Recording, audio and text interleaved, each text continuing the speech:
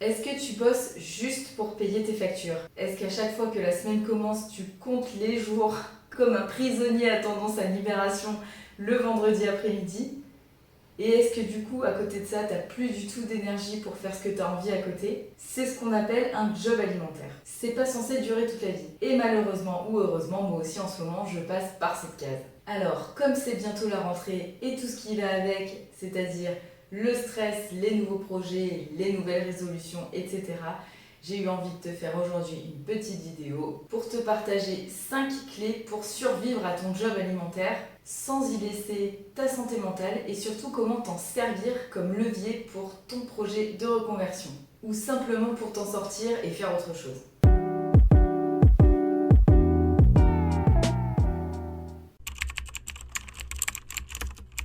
Voilà, on va commencer par être clair, un job alimentaire, il faut le voir vraiment comme une ressource, pas comme un projet. Si ton job alimentaire te plaît pas, c'est normal, d'ailleurs c'est pas vraiment ce qu'on lui demande, vu que c'est un job purement alimentaire.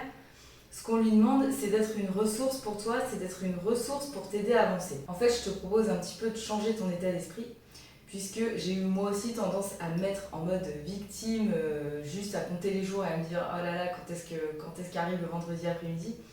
Ce que j'ai réussi à faire, c'est de juste me dire à quoi me sert ce job aujourd'hui. Est-ce que c'est à financer mon projet de reconversion? Est-ce que c'est à mettre des sous de côté? Est-ce que c'est à payer mon loyer? Enfin, tu vois, toutes les choses obligatoires pour soi qui rejoignent tes valeurs, ça va être vraiment de te focaliser sur tes besoins profonds que viennent combler ce job. Je te prends un exemple. Moi, aujourd'hui, mon job alimentaire, donc, il me permet de payer mes factures, il me permet d'avoir du temps de libre pour faire cette vidéo, par exemple. Il me permet de rencontrer d'autres gens et de parler de mon activité. Il me permet d'avoir une mutuelle, par exemple, chose que j'avais pas avant. Enfin, tu vois, et du coup, ça me permet aussi de prendre soin de ma santé mentale, ça me permet de payer mes activités comme du sport ou des cours de guitare ou que sais-je. Et le fait de se concentrer sur ces avantages plutôt que sur les inconvénients, c'est-à-dire je suis enfermée dans ce bureau 7 heures par jour ou plus et ça me gonfle, essayer un peu de changer son état d'esprit et de dire ok, ça m'apporte tout ça, je sais pourquoi je le fais et je sais que ça me sert à financer mon vrai projet par la suite, donc ça devient tout de suite un petit peu moins relou. Et dans tous les cas, je me focalise sur la sécurité que ça m'apporte à moi puisque c'est quelque chose qui est vraiment important. Alors je te propose de mettre cette vidéo en pause 5 minutes et fais cet exercice de voir en quoi ton job alimentaire aujourd'hui répond à tes besoins. Le pire combo que tu puisses choisir pour un taf alimentaire, c'est un taf qui te prenne tout ton temps et toute ton énergie. Et crois-moi, parce qu'au final, je l'ai fait pendant plusieurs mois où je pensais que me lever à 3 heures du matin pour travailler toute la matinée jusqu'à midi et après avoir mes après-midi libres, ça allait m'aider à m'avancer sur mon projet. Le truc, c'est que je pensais être quelqu'un du matin, et je le pense toujours, d'ailleurs je sais que je suis quelqu'un du matin, mais par contre, c'est vrai que de m'imposer ces horaires-là, j'étais ultra fatiguée, et heureusement que j'ai pas fait ça sur le long terme, parce que j'ose même pas imaginer l'état dans lequel se trouvent les gens qui font ça pendant plusieurs années, et si c'est ton cas, franchement, je t'envoie plein de force et tu as toute mon admiration parce que je sais à quel point c'est dur. Bon, ça bien sûr c'est un petit peu l'extrême. Là où je veux en venir, c'est que quand tu choisis ton taf alimentaire, c'est bien de le faire aussi en conscience. Si tu veux justement travailler sur ton projet à côté, prendre un 35 heures, ce sera mieux qu'un 40 heures parce que tu auras plus le temps. Prendre un boulot qui est à côté de chez toi, ça t'économisera aussi du temps sur les trajets. Et si possible, si tu peux avoir un travail qui est un petit peu mieux payé, mais je suis d'accord, on ne peut pas avoir le beurre, l'argent du beurre, la crémière. Généralement, quand c'est bien payé, soit tu fais beaucoup d'heures ou tu as beaucoup de responsabilités et du coup ça te draine émotionnellement et tu n'as plus le temps pour rien, on est bien d'accord. En fait, il faut réussir à choisir un travail alimentaire qui va préserver ton énergie tout en t'apportant ce besoin de sécurité dont tu as probablement besoin si tu restes dans ce travail alimentaire. Parce que finalement, moi je me suis rendu compte que des opportunités avec mon expérience professionnelle, des opportunités de travail, on va dire, qui étaient un petit peu plus prenantes, j'en ai eu et je pourrais encore en avoir. Sauf que quand je fais le point entre ce que j'ai aujourd'hui et ce que je pourrais gagner, aujourd'hui j'ai réussi à trouver vraiment une entreprise qui me permet de trouver cet équilibre entre des horaires qui me conviennent à moi, c'est-à-dire plutôt le matin, mais sans se lever à 3 heures du mat, et qui me laisse un petit peu de temps l'après-midi pour faire mes projets professionnels, personnels à côté. Et je trouve que cette balance est plutôt bien parce qu'au final, aujourd'hui, j'arrive à concilier les deux et ça ne me draine pas émotionnellement, physiquement et mentalement en fait. Donc aujourd'hui, si toi, ton but, c'est juste d'avoir un travail qui te ramène de l'argent pour pouvoir payer tes factures, c'est ce que je te suggère de faire. Donc est-ce que ton travail aujourd'hui, il coche toutes ces cases? Je te laisse réfléchir, il n'y a que toi qui as la réponse. Une troisième chose qui m'a permis de faire la paix avec mon taf alimentaire, c'est de retrouver un travail qui avait plus de sens et qui correspondait plus à mes valeurs. Je te donne un exemple. Dans mon précédent travail, j'étais donc chef de produit dans la mode et en fait, mon travail, on peut dire en gros, c'était de susciter le besoin chez un consommateur et de créer ce besoin chez le consommateur. Moi qui suis quelqu'un qui est plutôt minimaliste, qui consomme pas beaucoup et qui fait très attention, je vais pas dire non, je fais pas très attention, mais je fais quand même attention à ce que je consomme. Au final, ça commençait à me déranger de plus en plus de de faire produire à l'autre bout du monde pour un coût dérisoire tous ces vêtements, toutes ces chaussures qu'au final on va jeter un an plus tard et dont on n'a pas vraiment réellement besoin. Ça commençait vraiment à me peser sur la conscience. Aujourd'hui, dans le travail que j'ai trouvé juste avant et dans celui actuel, finalement, je réponds aux besoins du consommateur. Le consommateur a un besoin et je réponds à ce besoin. Parce qu'il y a des commandes de passer et moi, je réponds à ces commandes.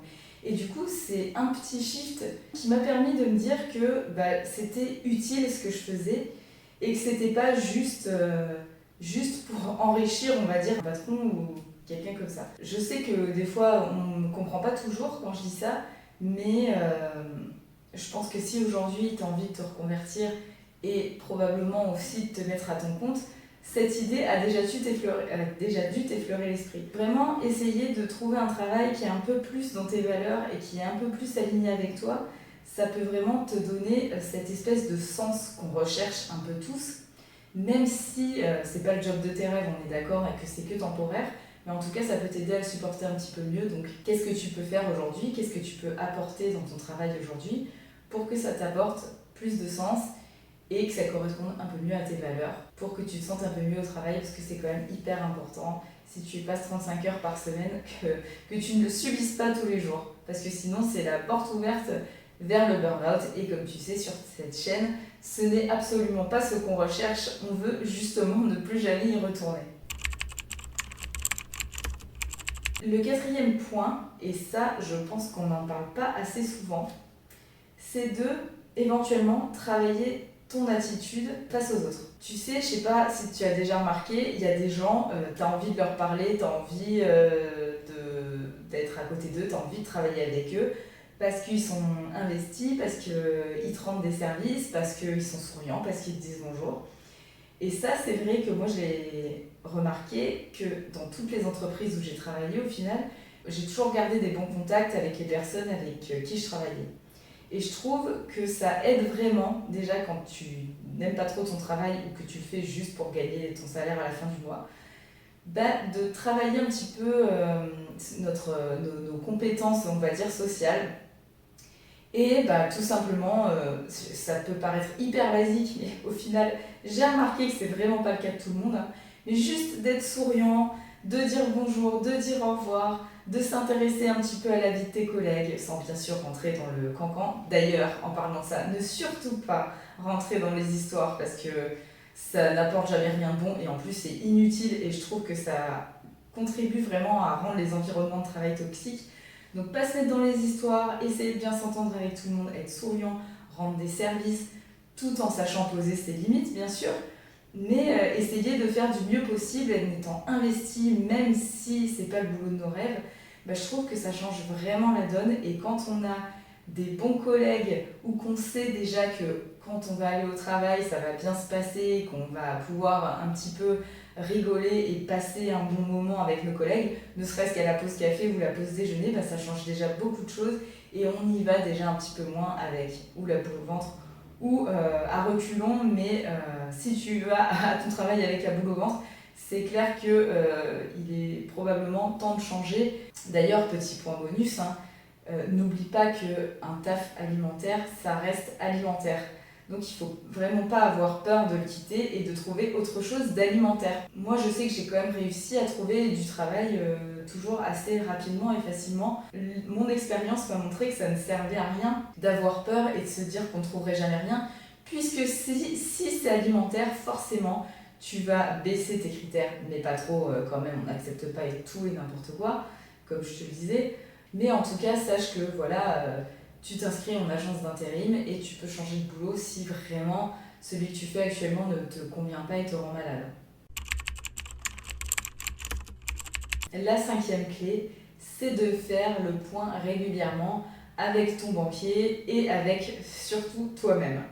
Parce que l'objectif du taf alimentaire, comme je le disais au début, c'est qu'on va en sortir à un moment donné, ou en tout cas on espère en sortir à un moment donné. Et pour ça, le meilleur moyen, c'est de faire régulièrement des points sur tes besoins, notamment financiers, et de te donner des deadlines, alors sans pour autant se mettre la pression, on est d'accord.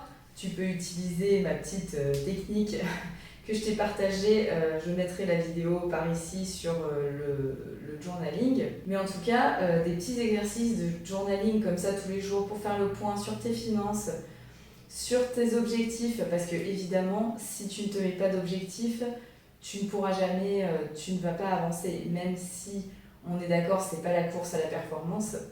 Si tu ne sais pas où tu vas, forcément c'est le brouillard et c'est un petit peu désespérant de se dire de ne pas savoir quand est-ce qu'on va en sortir de ce taf alimentaire. Mais si tu te mets un petit peu des objectifs, si tu sais que j'en sais rien, il te faut par exemple, je sais pas, je te dis n'importe quoi, 10 000 € de côté pour payer ta formation, ça te donne un petit peu un échéancier. Si tu sais que tu dois travailler, par exemple, j'ai un collègue qui faisait ça, notamment donc les entrepreneurs, beaucoup font ça en France, hein, profitent entre guillemets du système français, mais on a raison de le faire, c'est qu'ils travaillaient, ils signaient des CDD et ils travaillaient assez longtemps, des CDD ou de l'intérim, et ils travaillaient juste assez longtemps pour avoir droit à ces 2 ans de chômage, pour pouvoir se concentrer sur son entreprise full-time pendant son chômage. Donc ça peut être une solution aussi. Du coup, ça c'est vraiment à toi de réfléchir à comment tu veux te sortir de ton travail alimentaire, pourquoi faire et quand, et te donner un petit peu des deadlines, même si au final on n'a pas forcément, ça se passe pas forcément comme on veut et on n'a pas forcément les résultats qu'on souhaite tout de suite. En tout cas, ça te donne un petit peu une idée du temps qu'il va falloir tenir, entre guillemets, mais encore une fois, si c'est vraiment la croix et la bannière, il faut changer de taf, hein, il ne faut pas se rendre malade. Donc voilà, se donner un petit peu, écrire tout ça dans son carnet, se donner des petits objectifs de temps, sur de temps et d'argent, ça peut aider à se motiver et à voir le verre à moitié plein plutôt qu'à moitié vide. C'était mes 5 astuces pour survivre à cette rentrée si tu es dans un taf alimentaire et que tu le subis plus que tu ne le vis. J'espère que ça va t'aider. Si toi, tu as d'autres clés pour vivre un petit peu mieux ton quotidien professionnel sublime, n'hésite pas à les partager en commentaire. Et sinon, je te dis à très vite pour une nouvelle vidéo. Ciao!